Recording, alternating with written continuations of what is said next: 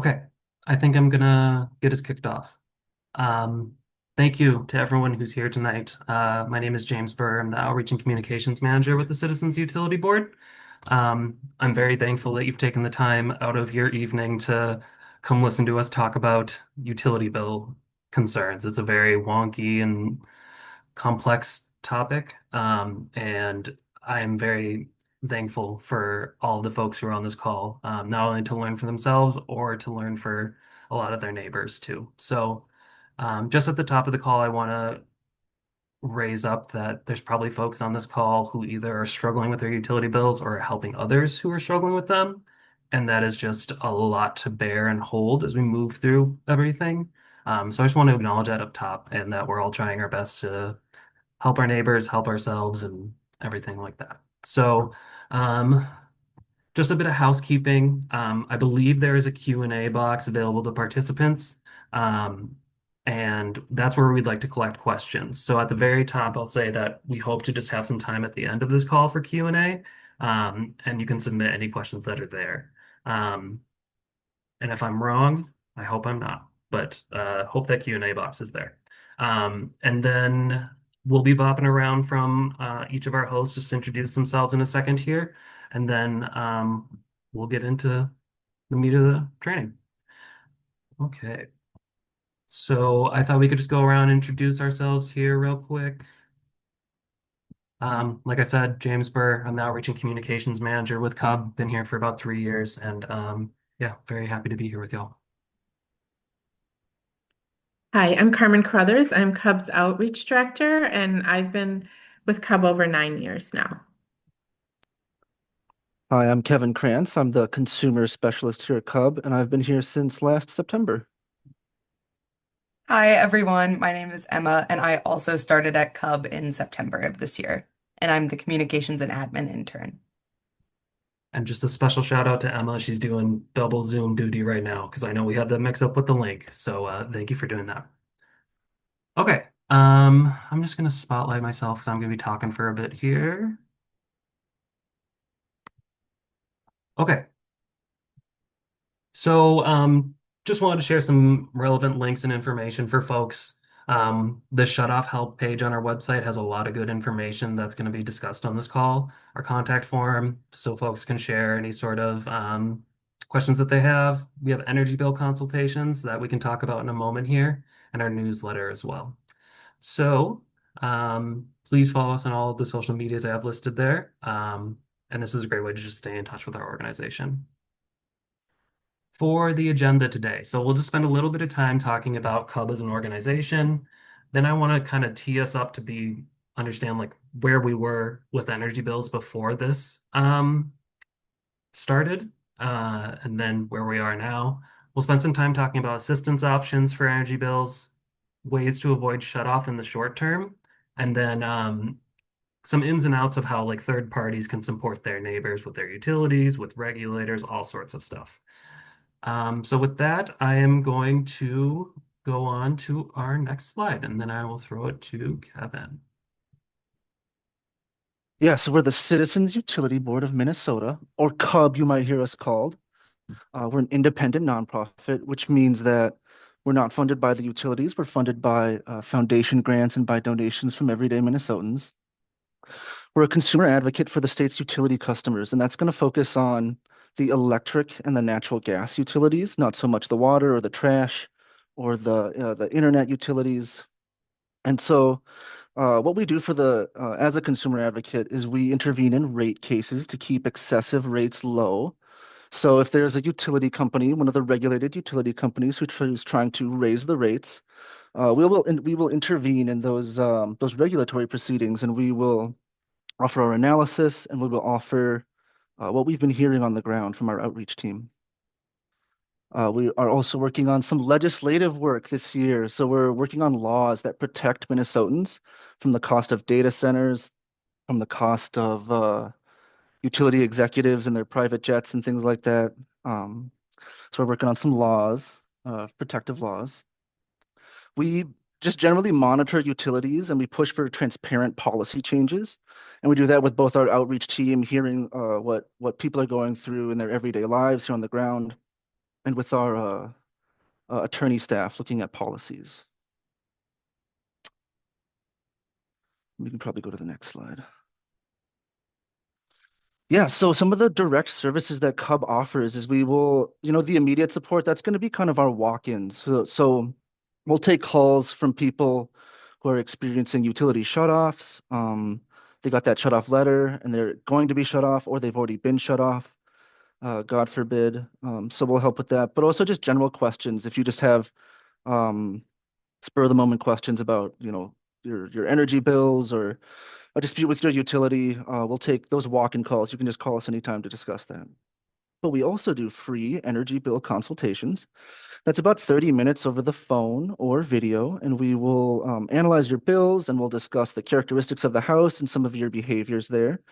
And we'll basically send you a completely personalized written follow-up that kind of goes through the easiest ways for you to lower your home energy bills. We'll provide you with all the links and we'll point you to all the rebates and all the programs and the phone numbers. So you don't really have to you just have to send in your bills basically and show up for the consult. And we provide a good follow-up for you there. And then some of our more general outreach services, we will give presentations, kind of like the webinar we're giving now, but we will also give more specific types of presentations. So if you have a specific topic, like, just energy bills or electrification or the latest rate increase or things like that, we can give like specific topic questions. And we give presentations to, Carmen can speak maybe better to this. She's been at it longer, but we give presentations to all different kinds of groups, school, parent and teacher groups. We give talks to churches. We give talks to all kinds of groups, really. We'll also do workshops if you want, if a local government wants to kind of learn how to give consultations of their own or kind of learn more about the residential utility issues. We will give workshops on that. We also table at events out in the community. We just like hanging out and talking to folks, and it's a good way to connect on a variety of topics. So what kind of questions do we answer? Like what can we field and when do you call us? So like I said, the disconnection notices, if you've received that disconnection letter that you're going to be disconnected, or if you've already been disconnected, we can kind of walk you through that. We don't have authority as a government agency, but we're kind of navigators and we can walk you through the steps and your rights and protections especially. We're kind of a holistic package there. But you can also contact us if your bills are high and you're wondering, like, if it's just even one bill that's high and you're like, why is this one bill so crazy high? Or if it's consistent, or if it was like last year and you just remembered, like, maybe I should take care of that before that next season rolls around. So if that happens again next winter, I want to take care of that. So anytime your bills are high, definitely come talk to us.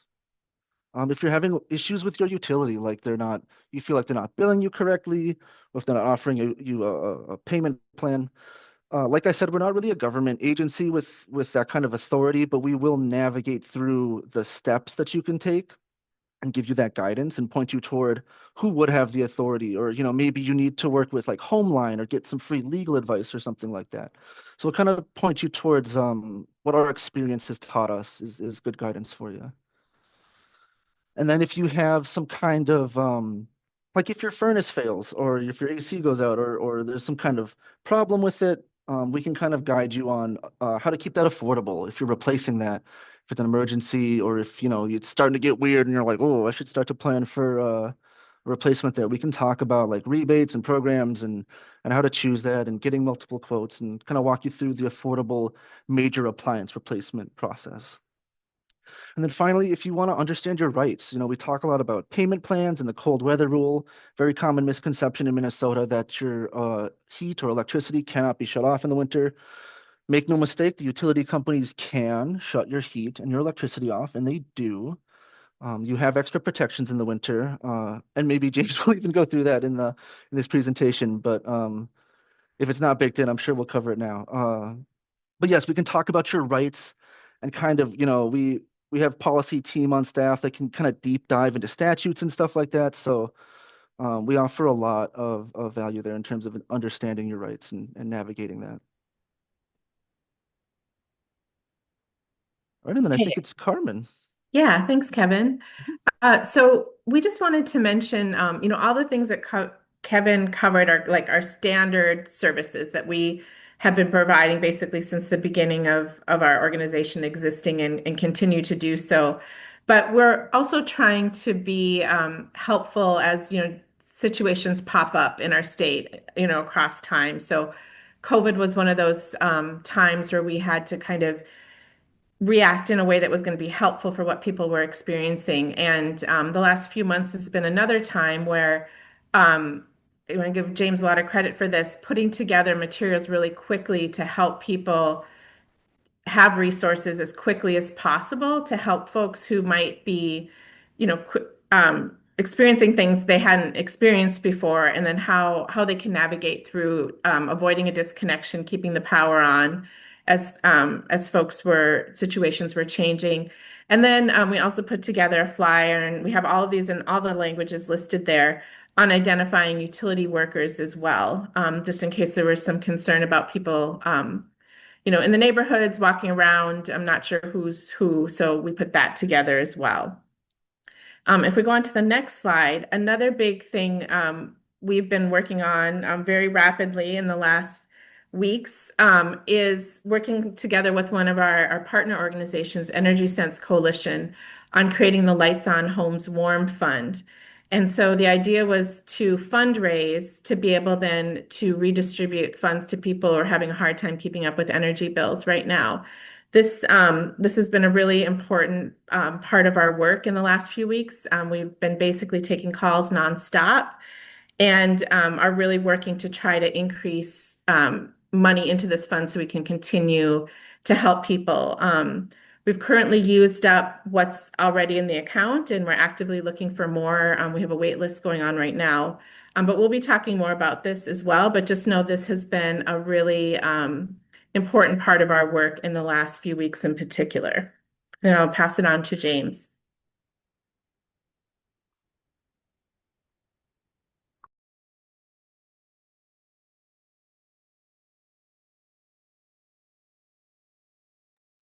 Beautiful.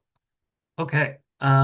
So I am going to kick us off with the meat of the presentation here. So this chunk of this presentation is kind of teeing us up to like what have we been experiencing. And I should have said at the top, you'll see QR codes in a lot of the corners of these slides, and that should take you to some relevant links that on the topic we're talking about. But even before everything that has happened the past few months with federal activity in Minnesota, Minnesotans were far behind on their utility bills. I think the number is right around 140-ish or so for right now. I can't say specifically, but this chart shows us that after the COVID pandemic, people fell very far behind on their bills. So this is going to be how far behind everybody in the state of Minnesota that is served by an investor-owned utility, how far behind they are. We are consistently above $100 million in total arrearages ever since around middle of 2021. So people are struggling already and they can't keep up with the bills that they have. And I think something really important to note is like averages are never going to tell the full story. And even if we have lower rates, or even if we have lower bills compared to the national average, the people who are behind are falling further and further behind. And on that note, disconnections are at an all-time high too. So 2024, around 91,000 people were disconnected from utility service in the state of Minnesota. And again, that's just the investor-owned utilities. So municipal and cooperative utilities, we're not sure what their disconnection rates are at. 2025 was just slightly less than 2024, but this is a really worrying trend about where folks are headed when it comes to their utility bills in Minnesota. But then we have everything that's happened the past 3 months. So not the data here, again, just investor-owned utilities, and I don't think that we can all attribute it to just ICE activity in Minnesota. But from December to January, the 16,000 more past due customers over the course of that month. The total cumulative past due balance across Minnesota increased by $17 million. And then so far this winter, so since the beginning of October, the number of Minnesota households shut off is over 10,000. And I think I just want to note that the majority of those are electricity, but at least 1,000 of those were for natural gas, which is commonly used to heat homes. And then here at CUB, I mean, we've gotten so many calls the past few weeks, at least 200 since we launched our fund. Um, and people have a real need right now, whether it's because of everything that's happened or they just are first finding out about us for the first time and they've already been struggling. So um, I just really want to impart on folks that like what has happened the past few months is just making things harder than they already were. So these are 5 key takeaways I want folks to take from this presentation.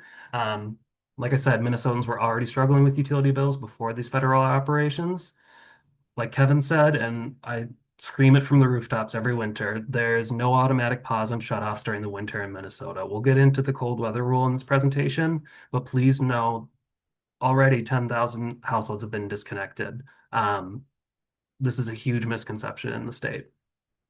Past due balances and fees continue to build up even during moratoriums. So some of you might be aware that XL and CenterPoint had a temporary shut-off moratorium for parts of the state in the month of February. They did not continue that into March. But even when things are shut, there's pauses in place. You're still being charged for your usage, and fees could be accruing as well. We'll talk about assistance options within this presentation, but there are a lot of barriers to qualifying for many of the options that we're going to discuss today. But maybe some good news, everyone in Minnesota has the right to a payment plan that works for their budget to pay down past due bills. So rightfully so, rent is the huge concern right now because you need to have a home to stay in. But also a home isn't a home if you can't keep the lights on, if you can't keep it warm, if you can't keep your food good in the refrigerator. But luckily there are some good protections in place. People just need to know how to access them. Okay, with that, I'm going to toss it back to Carmen to talk about some assistance options. Great. So one of the things we wanted to do with our time together was to really dig into some of the nuts and bolts of key programs that can help people with bills. And so we're going to start with energy assistance, which we really consider is like the gold standard. And it's the gold standard because it's very impactful in providing help directly towards your energy bills. And if you are served by a utility that has affordability programs, you must first be approved for energy assistance in most cases to get those other programs. So it's a gateway program that provides even more benefits. So we're going to spend some time talking about assistance in particular so that you're familiar. So the Department of Commerce is in charge of energy assistance for the state of Minnesota, and then local agencies do the administration pretty much on a county by county basis, as well as like tribal government basis as well. So last season, just to give you kind of a flavor of the impact it has, last year for 24-25, people receiving funding helped prevent over 35,000 shutoffs. So we're going to talk a little bit later, there's extra funding you can get if you're facing a shutoff, and getting that sort of funding, in this case, shutoff, prevented many shutoffs for people. So really important. The average household benefit last season was $786. So that's a significant amount of money to help pay energy bills. Probably not going to cover all of them, but a nice portion of it. And over 125,000 households were served by energy assistance. This chart you see are the income guidelines that are updated every single year, and it's based on household size. And they look back at the first month's income, as that's the maximum you can make in a month to qualify. The annual income is more of a reference standpoint, because a lot of people may think of their income in an annual basis, but it's the most recent month that really actually counts when people apply. And we'll talk a little bit more about that later. We'll go on to the next slide, please. Okay, it's important to know that energy assistance can be used for any sort of energy bill. It's not just for heating. So when folks apply for energy assistance, they can identify and designate how they want their assistance to be divvied up. So they can say how much they want to go towards their electric bill or to their natural gas bill, or if they're in a rural area, they may have delivered fuels and it can go towards propane or even wood. So it's flexible in how it helps pay for energy bills. The program is open from October 1st to May 31st. So I would encourage you to keep this May 31st deadline in mind as you're sharing information about that. The applications must be received by that date in order to receive energy assistance for this season. Then there's a big gap, and folks have to wait then now to the next fall. So the next opening would be in the fall of 26. So really important to meet those deadlines. It is first come, first serve. There hasn't been an issue in recent years of them running out of funding, but it's always best to apply as soon as you can.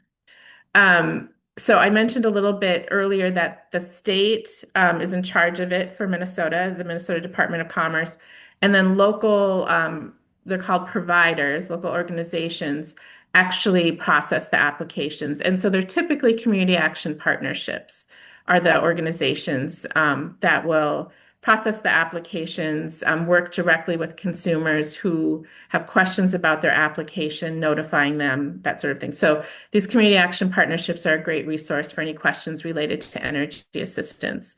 And the funds are sent directly to the utility and applied directly to their account. So the application includes information about submitting information, be put as a credit directly into your account. We'll go on to the next slide. Okay, also important to know that assistance is available to both renters and homeowners. And just reiterating that the income qualifications are your most recent month of income. So this is really important because people's situations can change quickly. This 1 month timeline was set prior to that. It was a 3 month maximum. So that wasn't as responsive as this 1 month time frame. So people don't have to wait very long, where perhaps at one point they made too much money to qualify. If they have a quick change of income levels, they can, qualify more quickly when they're only having to wait a month versus 3 months. So that's important to note. In addition, so when people get approved for energy assistance, they're issued, kind of this annual grant directly to their energy bills. However, if additional issues come up after they've received that grant, under certain conditions, they can request additional funding, which is called crisis funding. And so that is available to anyone who is 60 years or older and is just having trouble paying. They don't need to have a shut-off notice. They can notify their CAP agency or whomever their energy assistance provider is and let them know that they're struggling. And as long as they're 60 years or older, they can talk to them about getting additional funding. Any household with a disconnection notice can reach out and request additional crisis funding. And if someone is just applying to the program and they have a shut-off, they need to note that in their application and they will get priority treatment in having their application process, which is quite important because it can take some time for the applications to get processed. So really important if you have a shut-off notice, whether you've already been approved or you're in the approval process, to make sure that that local organization that's processing it knows that and will move you up in priority. And then finally, if you're on delivered fuels, if your fuel tank is 20% or below, you can also get additional funding to help fill up that tank to get you through the cold weather months. Okay, so if we go on to the next slide. Okay, so we mentioned that energy assistance is like a gold standard program, and the reason why it's impactful just on its own, but has an added benefit than if you have any of these utilities you see listed here: CenterPoint, Great Plains Gas, Greater Minnesota Gas, Minnesota Energy Resources, Minnesota Power, Otter Tail Power, Xcel Energy. They have additional affordability programs that actually all ratepayers pay for on our bills. But to qualify to get additional discounts on your bills through the affordability programs, in most cases, you're going to have to be approved for energy assistance. So it is really a gateway program. And these affordability programs are very impactful in reducing bills. And many of them have a bill forgiveness portion of their program. So they are all a little bit different, but I'll just give the example of CenterPoint and Excel. Those are our kind of biggest utilities in Minnesota. Their affordability programs cap your bills at a certain percentage of income. So it's a couple of percentages. So say someone has a bill of $100, but they do the math and say you really can only afford 50, then the bill is $50. So that is really helpful in that it makes the bills affordable. You're less likely to fall behind, less likely to be shut off. And in addition, those particular utilities, their programs include past due balance forgiveness. So they will put you on a plan to catch up with bills. And as long as you stick to that plan for the designated amount of time, anything left on your bill is forgiven. So again, really helpful for people trying to catch up on bills. Some of the utilities will provide just like a flat monthly discount. So there's different flavors of this, but just know that this is really important and a really good motivation to get signed up for energy assistance for those who are eligible and able to apply. Okay. We do want to mention energy assistance is great. There's a lot of really good benefits. There's also some, kind of challenges associated that we want to acknowledge too, kind of depending on people's situation. So highlighting the big benefits, average gift of $786 last year, so a substantial amount of money.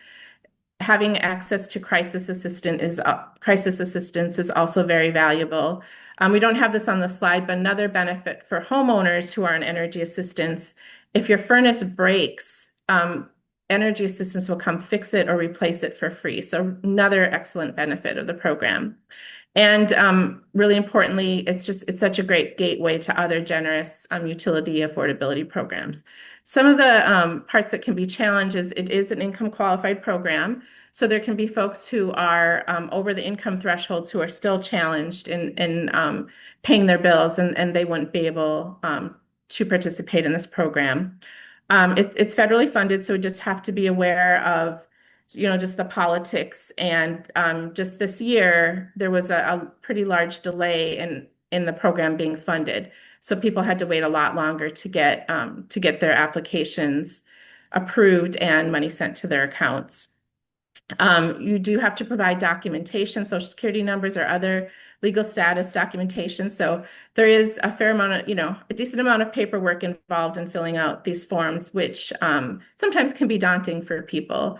And additionally, long wait times, especially at the beginning of the season, because so many people apply for this. So it can take several weeks for the funds to arrive into your account. Okay, next slide, please. Okay, we want to mention a few other sources of assistance, and I think there could even be folks on the calls today kind of representing some of these resources that we like to point people to. The Salvation Army has a heat share program. It is often kind of presented as like a program of last resort when other funding sources aren't available to people and they've exhausted all others. But we encourage people to reach out to them because it's really a case-by-case situation. And Salvation Army is obviously a well-known organization and been around for a long time. Because we're trying to provide people with a variety of options. Sometimes it's going to take multiple sources to solve someone's energy problem.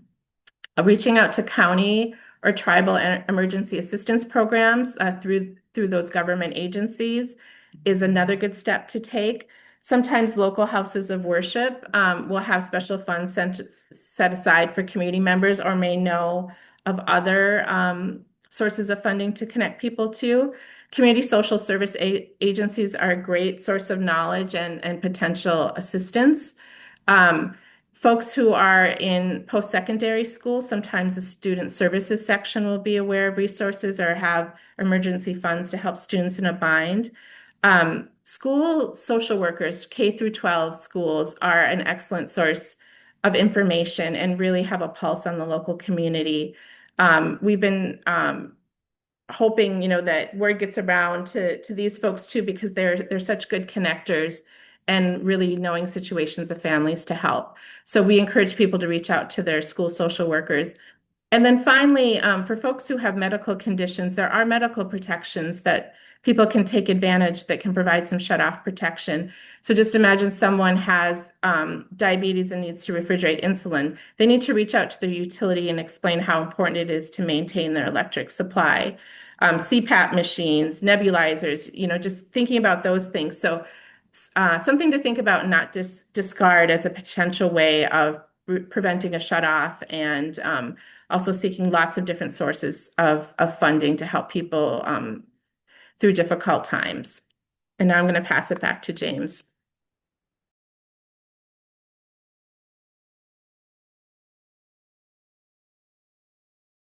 Yes, thank you. So there is this other option that we've already kind of mentioned at the top called the Lights On Homes Warm Fund. So I'm going to spend some time talking about kind of how we administer the fund, what are some questions that are answering some questions folks have about it. And I think a big portion of this is we're not only talking to folks about how we can provide monetary support, we're taking the time to talk to folks about basically everything you're about to learn in this webinar.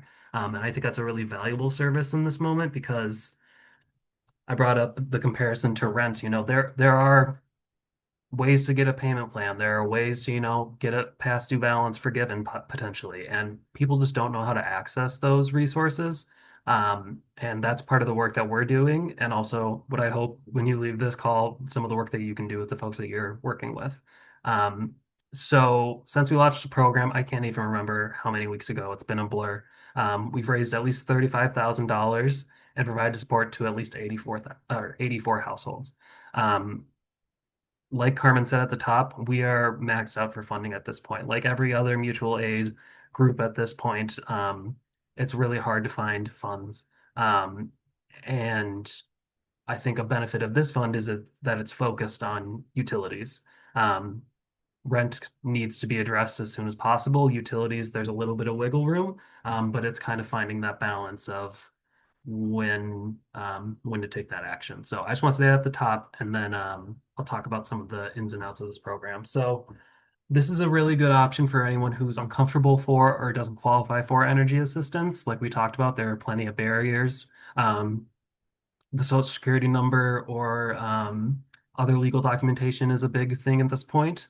So this is a good option for those folks.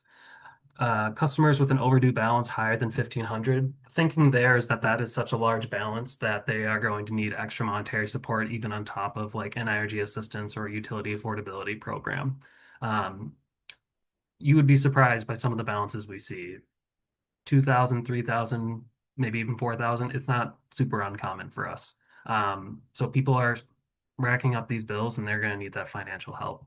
And then we also just wanted to call out customers of cooperatives and municipal utilities because they do not have access to those affordability programs that we just mentioned as well. So this is kind of how an intake conversation goes. These are all done over the phone. There is a question posed in the Q&A. We do have Spanish interpretation available as well as other languages. And 3 of our staff members, I think that's important to call out. It's me, Carmen, and Kevin taking these calls. And we go through this list of, talking points with folks. So the first thing is to screen for energy assistance. And I think that we do that in a way that acknowledges, feelings around the federal government and documentation. So we really want to present it to them as like an option. And then if they're uncomfortable with that or for whatever reason don't want to apply, then we talk about the Lights On Homes Warm Fund. So where we have landed currently is a flat $250 for electric and gas bills. It's going to be sent directly to the utility. And to take down that information, at the very least, the person that we're talking to should have the names of their utilities, their account number, and a name listed on the account ready to go. And we're also starting to ask for phone numbers just so we can get in touch with folks who, if there's something wrong with their application or whatever it is. So that's the first half of the call, where we're talking about funding and like what are ways that we can provide some sort of financial support. After that, and this is becoming especially helpful right now when we're in this wait list mode, we're talking to folks about shutoffs. So I will say, just anecdotally, I've talked to at least 10 people in the past week who have a shutoff notice for this month. Um, so we ask them what their balance is, what their communication with the utility has been so far. And then we get into payment plans. And we'll talk more about the ins and outs of payment plans in a bit, but it's not a particularly exciting answer to be giving somebody. But the thing with payment plans is if you're communicating with your utility, you can get into a good spot where you don't have to um, simultaneously carry the weight of however high your balance is, as well as if I don't raise it by this point, I'm going to be shut off. That payment plan can help provide security. And then again, we'll get into the ins and outs on it. But uh, for the Consumer Affairs Office, that is going to be a part of the Public Utilities Commission, which regulates the investor-owned utilities in Minnesota. And they're a really great group that steps in between a customer and their utility and helps them get a payment plan that works for their budget. Or if there's other, complaints, maybe a billing complaint, maybe a customer service issue. They step in and they have some authority that CUB doesn't have and can make some really great things happen for folks. So this is what we're talking about with community. It is a long and dense call. I'm sure like even on this call right now, people are wondering like, what is he talking about? But I think that we get folks in a good spot, even outside of the funding, to take actions and steps that can give them protection in the short term at the very least. Um, so with that, I think I said it, we said it 3 times now. We're basically out of funding. And this is like an important service that's not only providing that financial support, but is guiding people through what to do in the short term. Um, I uh, I will say that on a personal level, I have experienced shut off before a few years back. I lost my job during COVID, and that balance for Excel just racked up. And I was disconnected in January, had my electricity shut off. And I had a network of people around me who could jump in right away and resolve that crisis in less than 24 hours. A lot of people don't. And especially right now when like money is just is sparse. There's a lot of it, and where it lands, who knows? But I have talked to so many people who are in a tough spot for the past few weeks. I talked to a woman who has been shut off before, and it traumatized her children with disabilities, and she has another notice, and she might be shut off in the next 2 weeks. I've talked to a woman in southeastern Minnesota who has not had heat the entire winter. Her utilities have been shut off since last summer, and she's gone the entire winter without heat. Um, I talked to who else? A man who applied for energy assistance earlier in the season, and at that time he did not qualify because of the income guidelines, but he has lost income since, and he now qualifies. Um, just so many stories of that are very hard to carry, but also I know that it's my role and others' roles to step up for those folks and be supportive and helpful.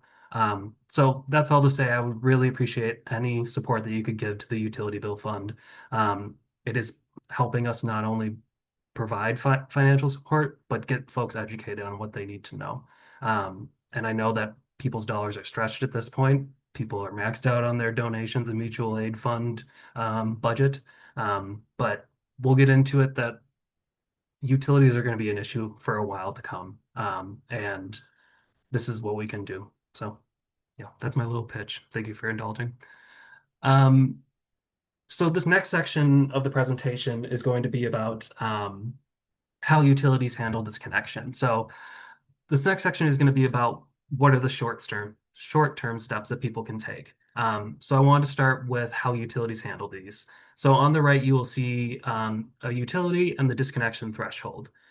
I will say that I have not seen like a consistent implementation of that threshold across all of these utilities. For example, one person can have a balance well past $1,000 and they don't believe that they have a shutoff notice yet. Another person could have a balance past $300 and they have a shutoff notice. So that is something important to know, that these aren't like automatic. You're going to get disconnected if you reach this level, but it's a good frame of reference to understand, oh, so this is at the point where this is becoming an issue. and I will just call out in here Otter Tail Power and Greater Minnesota Gas were not entirely clear on their disconnection policies as they were filed at the Public Utilities Commission. So my understanding of where those are right now is kind of, if you're not going to pay your bill, you could be disconnected. Yeah, so these are really helpful numbers, I think, to have in the back of the brain. One thing I just wanted to call out with Excel, their disconnection threshold is $300. There are many customers in Minnesota who have both electric and gas from Excel. That $300 is regardless of what services you receive from them. I just thought I would call that out. There isn't a difference between combined customers versus just electric. Yeah, and then there's a little piece on here. When you call your utility and you want to avoid a shutoff, oftentimes they're going to ask for a fair amount of money up front, and you don't need to agree to that in most cases. It's usually negotiable, and I think we'll get into that on one of these slides coming up. But in when you are facing imminent shutoff, it is very easy to feel like you have no control and no agency. You do have rights. And we'll get into those on these next few slides. And I believe I'm throwing it back to Carmen. Yes. Okay. Thank you. So we've mentioned the cold weather rule a bit, and we want to focus in on this a little bit and give you a little more detail. So the cold weather rule is in effect from October 1st to April 30th each year. So basically the time period in which, you know, our weather is quite cold. The rule is really about the extra steps utilities have to take before they shut people off. So as James has said, it's not that you can't be shut off, it's just that steps have to be taken before you would be shut off. And some of those things are certain amounts of notice, making sure people are aware of assistance programs, etc. So the idea is it's not supposed to be a surprise. However, the onus is on the customer to reach out to their utility to set up a payment plan during the cold weather rule to prevent that shut off from happening if they're notified of a shut off. There are some guidelines set by the state about what can be required in terms of a payment during the cold weather rule. And if a household is below 50% state median income, which is the same guidelines for energy assistance that we shared with you earlier, the utilities cannot require more than 10% of that household income be put towards their energy bills during that time. It is related to your heating system. So if you use natural gas to heat your home, then the cold weather rule applies to your natural gas service. However, if you have a natural gas furnace, but it's a furnace, not a boiler, it requires electricity for the fan to run. So it can also protect your electricity. So that's something else to be thinking about. I wanted to mention the timeline for which the cold weather rule is in effect. It ends on April 30th. So it is also important that the consumer who's on a cold weather rule, they call it a protection plan, that they reach out to the utility and renegotiate a payment plan post that April 30th date. Because you don't want to be making any guesses or assumptions about what might happen after that April 30th date if you're not able to like catch up with all of those bills. So because of this deadline, it is pretty common to see disconnections spike in early May because of the expiration of the cold weather rule. So just something really important to keep in mind. And we're going to be talking about the Consumer Affairs Office of the Public Utilities Commission, but they are experts in this area, can really help people navigate through their options. If we go on to the next slide, regardless of what time of year it is, so it's not limited to just that October to April timeframe. By law, we all have the right to have a payment plan for our overdue utility bills.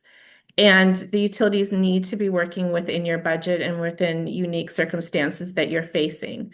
So we are just very insistent that people understand that they have the ability to negotiate and that it's very important not to agree to something that you cannot afford and cannot stick with. Because once you break a payment plan, things get a lot more complicated, and it's not always clear if you can renegotiate that at a later date.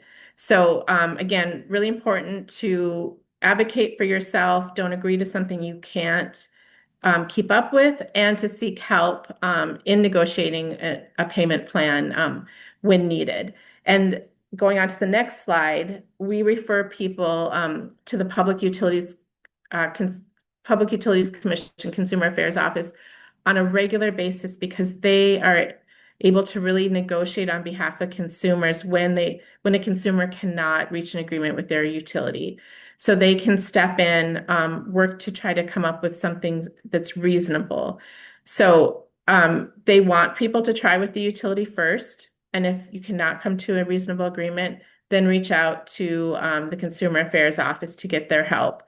So they're a great resource. They also have very expansive language services at their disposal, and they're a government agency whose job is to regulate the utilities and help consumers across the state. And I'll pass it back to James.